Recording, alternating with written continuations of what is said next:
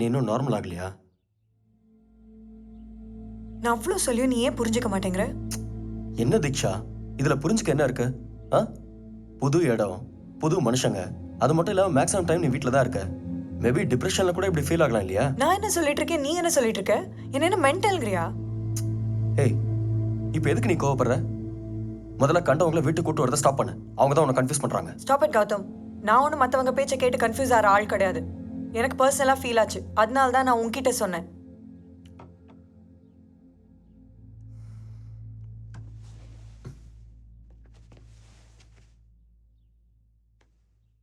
Diksha, I'm sorry. நான் வேணா எங்கள் ஆஃபீஸ்க்கு லீவ் போட்டுறேன். நாமெல்லாம் வெளியே போகலாம். ம், இட்ஸ் ஓகே கௌதம், நான் மேனேஜ் பண்ணிக்கிறேன். நீ ஆஃபீஸ் கிளம்பு. ஷோ. ம்.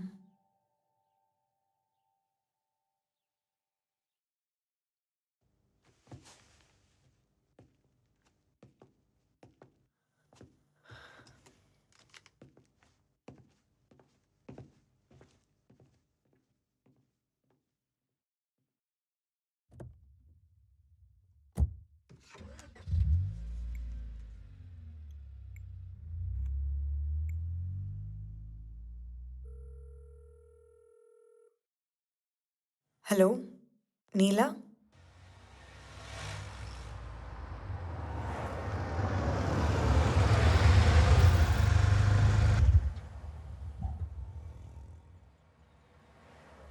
எப்படி சொல்றதுனே தெரியல.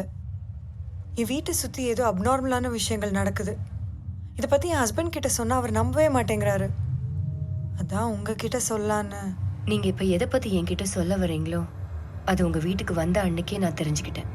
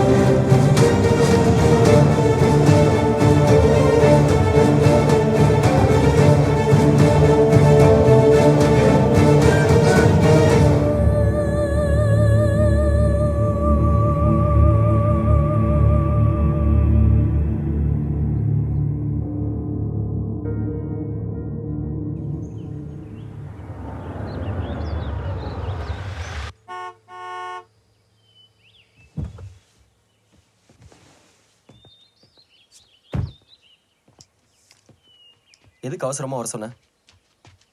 வா கௌதம். எங்க கூட்டிட்டு போற தீக்ஷா? இங்க எதுக்கு கூட்டிட்டு வந்த? இங்க பாரு, என்னது இது? இதுக்கு முன்னாடி இந்த வீட்டில் இருந்தவங்களோட சமாதி. என்ன சொல்ற? நீங்க இப்ப எதை பத்தி என்கிட்ட சொல்ல வரீங்களோ அது உங்க வீட்டுக்கு வந்த அன்னைக்கே நான் தெரிஞ்சுக்கிட்டேன்.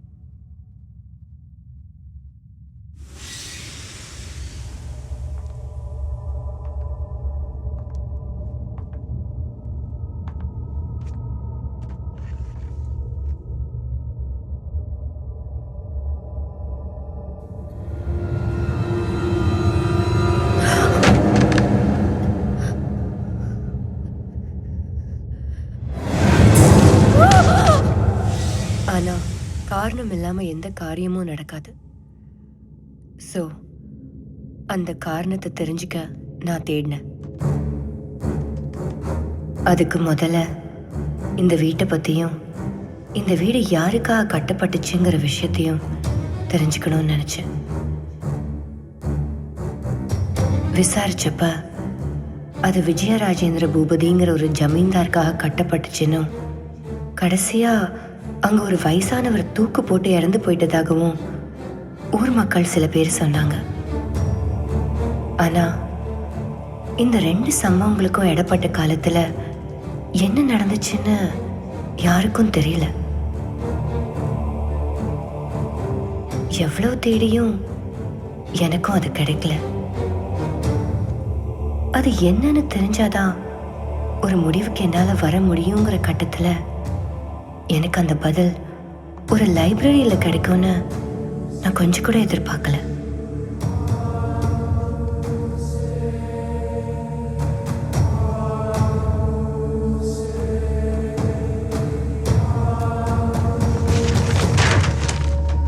என் தேடலுக்கான பலன் அங்கதான் கிடைச்சது. அது 1799 இருந்து 1920 வரைக்கும் மெட்ராஸ்ல வாழ்ந்த ஜமீன்தார்களோட வரலாறு குறிப்பு அடங்கிய ஒரு புக். அதுல நான் எதிர்பார்த்த அந்த பெயர் இருந்துச்சு, விஜயராஜேந்திர பூபதி 1835. படிக்க ஆரம்பிச்சேன். அவரை பத்தின பல கொடுமையான உண்மைகள் அதுல எழுதியிருக்கிறத பார்த்து நான் மிரண்டு போனேன். அவரும் பிரிட்டிஷ் கவர்மெண்ட்டும் சேர்ந்து தன் சொந்த மக்களுக்கு செஞ்ச வஞ்சனையெல்லாம் அதுல தெளிவா குறிப்பிடப்பட்டிருந்துச்சு.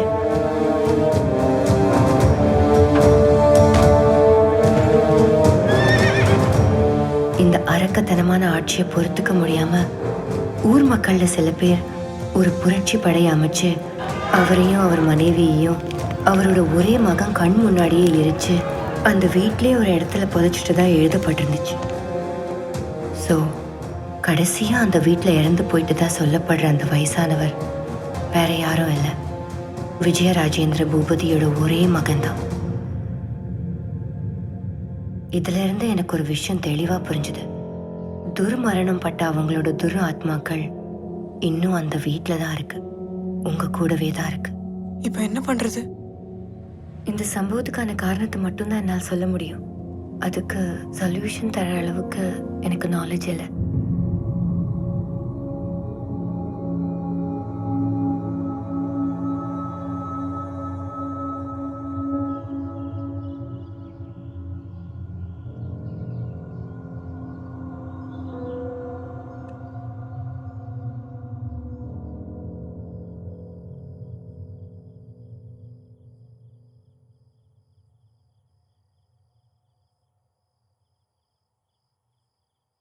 குழந்தைக்கு பால் கொடுத்து தூங்க வச்சாச்சு.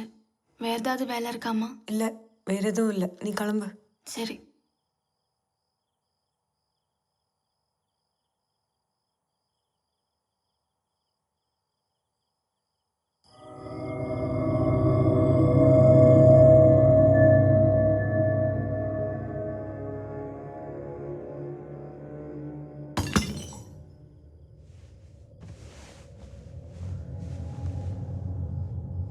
கௌதம், கௌதம், ஆ கீழே ஏதோ சத்தம் கேட்டுச்சு.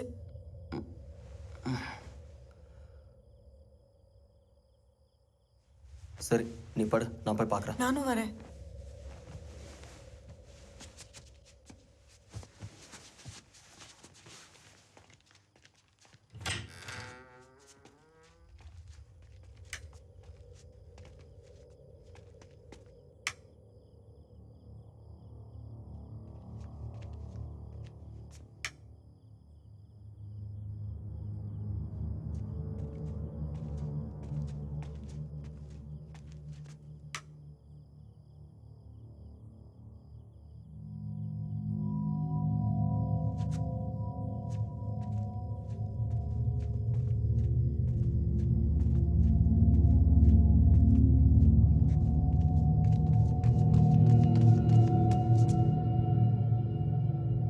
நான் சொன்னேன்ல, நம்மளையும் மீறி இந்த வீட்டுக்குள்ள ஏதோ நடக்குதுன்னு.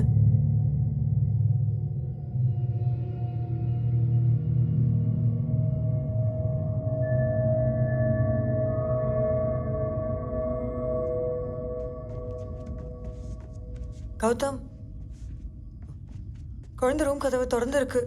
கீழே போறப்ப சாத்தி இருந்துச்சு.